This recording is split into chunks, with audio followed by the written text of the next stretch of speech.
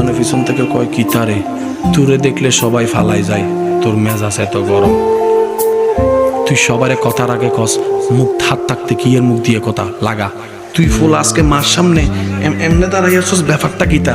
কয় মার সামনে এমনে দাঁড়াই আসি বলেই তো পৃথিবীতে এমনে দাঁড়াই আছে। সুবহানাল্লাহ, জোরে বলবেন না? মা বাবার সামনে এমনে দাঁড়াই আসি বলেই তো আজকে পৃথিবীতে এমনে দাঁড়াই আছি। আমি যখন মা বাবার সামনে নিজের রাগকে কন্ট্রোল করেছি, আল্লাহ তাআলা আমাকে অন্য জায়গায় মাথা উঁচু করে দাঁড়ার একটু সুযোগ করে দেন। বিশ্বাস করেন ভাই, আপনি যে আল্লাহর গোলামি করেন ওই আল্লাহর ভান্ডারে কমতি নাই। পাই না কেন জানেন? আমরা চাইতেও জানি না, আমরা নিতেও জানি না, আমরা ডাকতেও জানি না। এখানে যারা সংসার চালাচ্ছেন, যাদের একজনের ইনকামে 4-5 জন চলছে, আমি শ্রদ্ধার সাথে একটা কথা বলবো, কখনো কাউকে এমন কথা বলবেন না আমি খাওয়াচ্ছি, আমি চালাচ্ছি, আমি দিচ্ছি।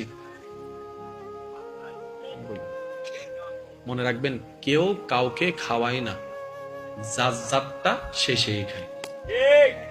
সুবহানাল্লাহ বলতে হবে। আবার বলছি, কেউ কাউকে খাওয়ায় না, যার যারটা সে সে খায়।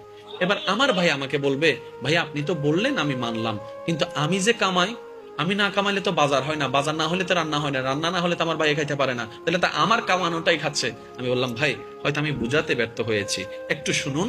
আপনার ভাইয়ের রিজিকের বরাদ্দটা আল্লাহ তাআলা আপনাকে দিয়ে পূরণ করছেন,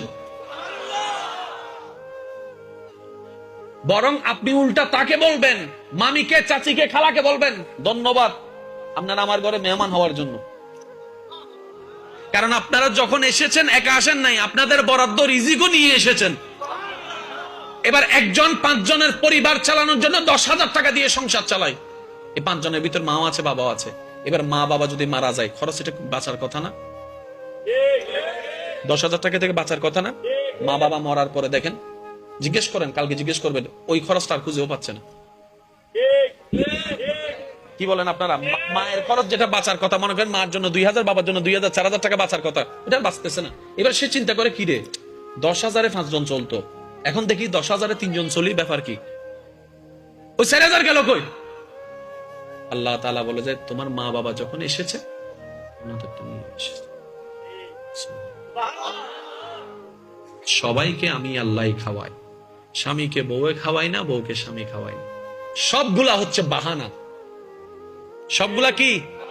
কৃষক একটা বাহানা, দোকানদার একটা বাহানা, স্বামী বাবা একজন বাহানা, স্ত্রী একজন বাহানা। সবকিছুর মূলে আমি রব্বুল আলামিন। চিৎকার দিয়ে বলেন সুবহান। আর একটু জোরে বলতে হবে সুবহানাল্লাহ। মনে থাকবে ইনশাআল্লাহ, মনে থাকবে ইনশাআল্লাহ। রাতের বেলা যখনই আল্লাহর কাছে সময় পেলে ফরিয়াদ করবেন, আল্লাহ যাদের খেদমত করার দায়িত্ব দিছো, আল্লাহ তুমি আমাকে যথাযথ খেদমত করার তৌফিক দান করিও। এইটাতে আপনার সবচেয়ে বড় ফায়দা কি হবে জানেন? আপনার অন্তর থেকে অহংকার চলে যাবে। কি চলে যাবে ভাই বলেন? কি চলে যাবে? অন্তর থেকে যত অহংকার যাবে, শুকরিয়া তত বেড়ে যাবে। যখন রাগ বেশি লাগবে, তখন কি করা উচিত? দাঁড়িয়ে থাকলে বসে যাবেন, বসে থাকলে শুয়ে যাবেন, না কমলে একদম শুয়ে যাবেন, না পারলে একদম ওযু বানাই নিবেন।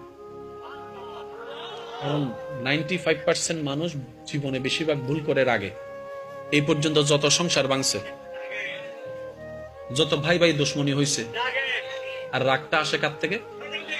মনে রাখবেন, যে আগে রেগে যায়, মনে করেন স্বামী রেগে গেছে, স্ত্রীর এখানে ডিফেন্স খেলতে হবে। স্ত্রী রাগলে হবে না, স্ত্রী সেখানে শুধু হজম করতেই থাকবে। কারণ স্ত্রী নিজেও ভালো করে জানে, এখন যা বলছে মনের কথা নয়, সব রাগের কথা, শয়তানের কথা। কথা বলেন ঠিক কিনা? স্ত্রী যদি, স্ত্রীও তো মানুষ, স্ত্রীও তো রাখতে পারে, মন মেজাজ তো সবার সবসময় একরকম থাকে না। স্ত্রী যদি কখনো রেগে যায়, দেখতেছে স্বামী কথা বলতেছে, উল্টা বলতেছে, স্বামীর উচিত মাটির দিকে তাকায়, চুপ করে থাকা। কেন? স্বামী স্ত্রীর পোশাক, স্ত্রী স্বামীর পোশাক, এটাই আমাদের ইসলাম। আর একটু জোরে বলেন।